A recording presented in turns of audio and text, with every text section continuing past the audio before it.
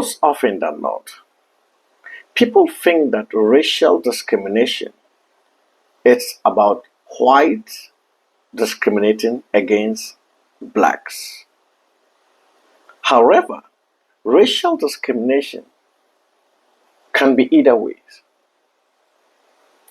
Discrimination based on your color, your ethnicity, your culture, your tribe, your race, whatever.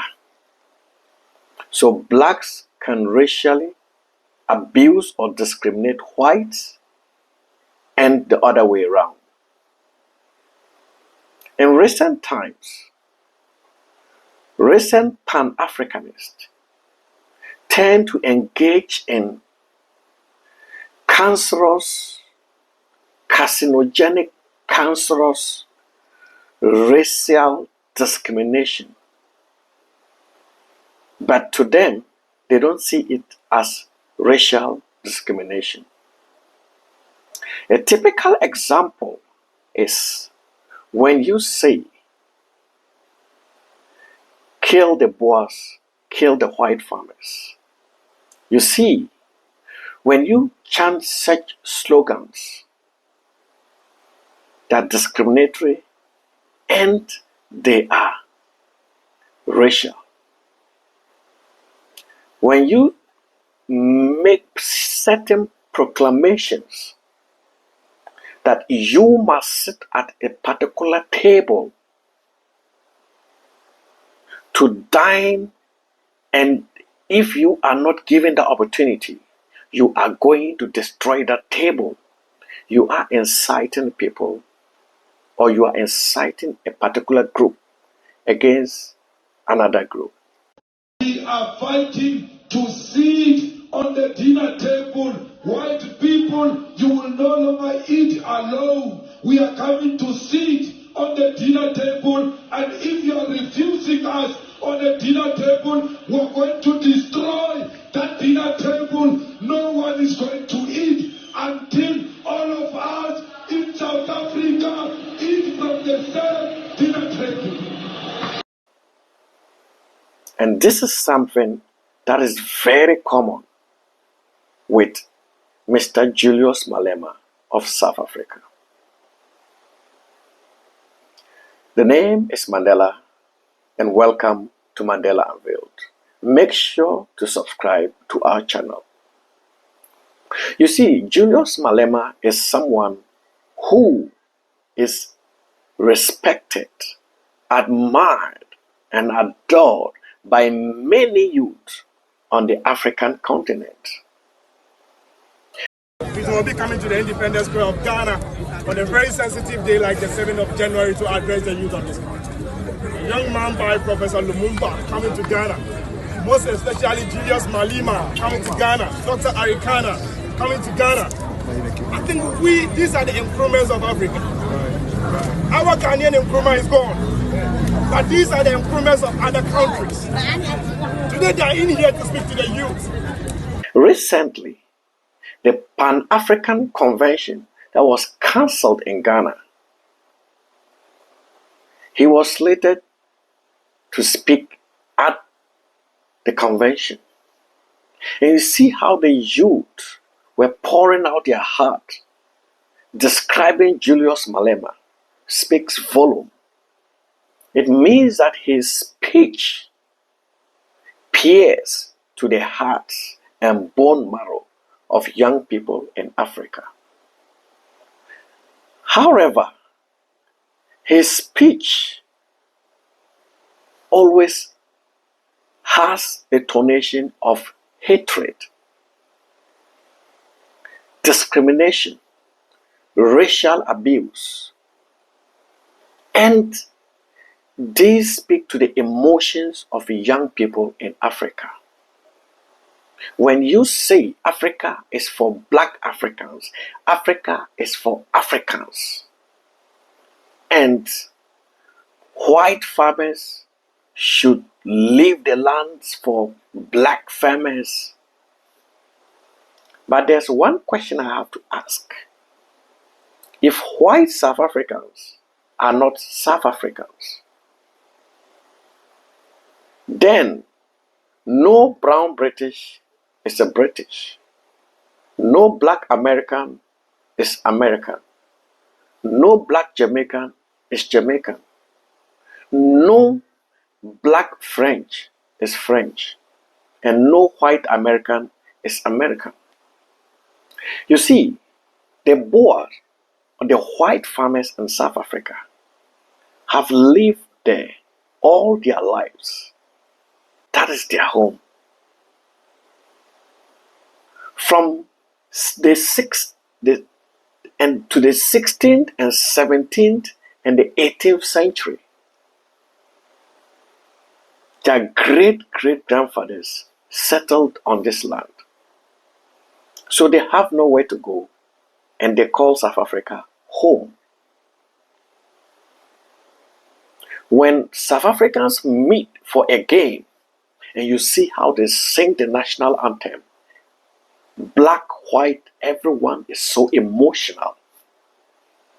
This should signal that South Africans need to learn to understand that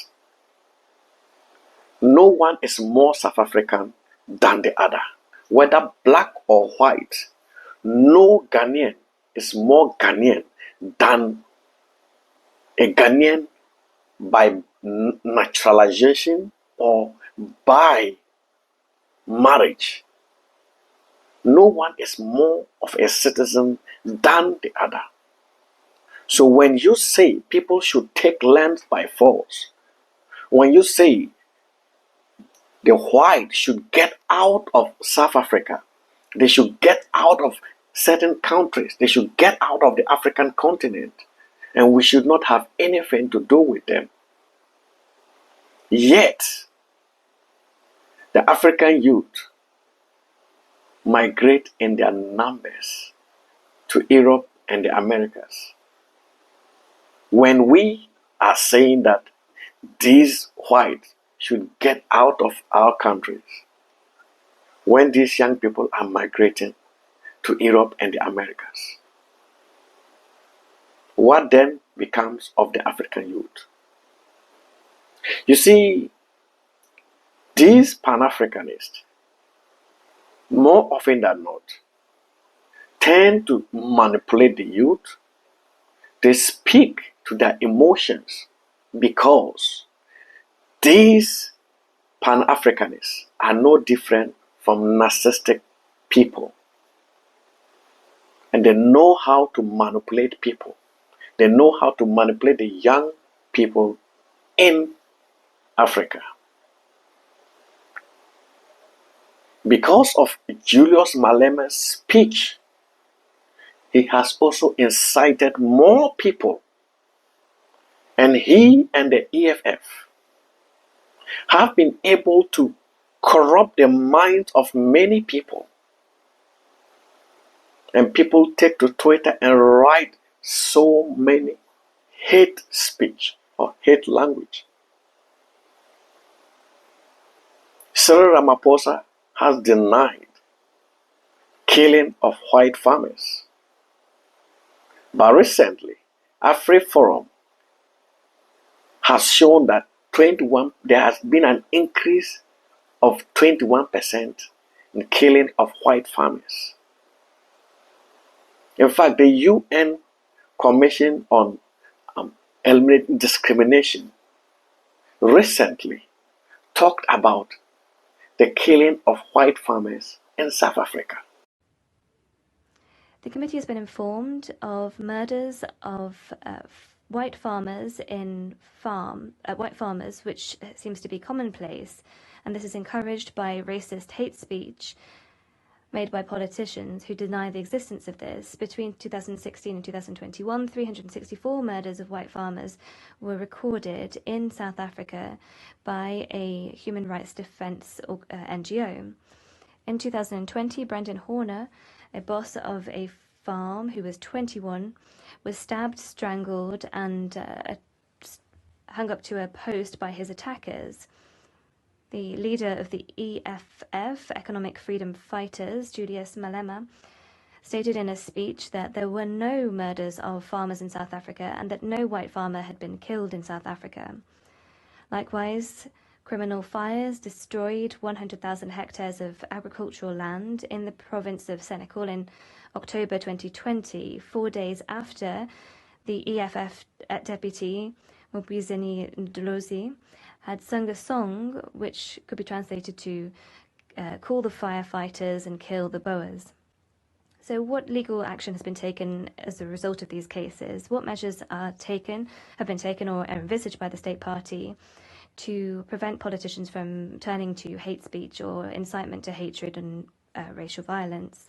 What is the South African government doing to monitor the ideology of political parties in order to ensure that they are in line with the constitutional principles of non-discrimination and equality, in particular in Article 9 of the Constitution, as well as in line with international human rights law? Why should people die in their own land? White South Africans are equally South Africans. No one is more of a South African, or no one is more or a true African than any African. Then if we think being African is just by being black, then we are missing the point here. Mr. Julius Malema, if you think that being African is when you are a black person, then you are being misguided and you are misleading people. Because the African is not different, it's not defined by your color. The African is defined by who we are and our tradition. And if you continue to preach hate, more white farmers are going to be killed. And as a matter of fact, these lands that you said people should take away from the white farmers, those farms did not just become farms. People owned them, tilled them, and made them farms. You have to learn from Zimbabwe. The white farmers have all the technology to farm. So the best thing is to ensure that black and white work together to grow proper yield. Black and white learn from each other. Since the ANC took power in South Africa, the country has moved backwards. Power outages, corruption, and unemployment. As at December 2023, the unemployment rate in South Africa stood at 29%. That is so bad. A country, the Rainbow Nation, is falling. In fact, it has fallen. And I speak of South Africa because we do not want South Africa to retrogress like other African countries that liberated themselves from colonialism. And it seems like South Africa is doing the same part. In fact, South Africa has already arrived, because with the ANC in power, with Julius Malema constantly preaching hate and racial discrimination and divide, the country moved backwards.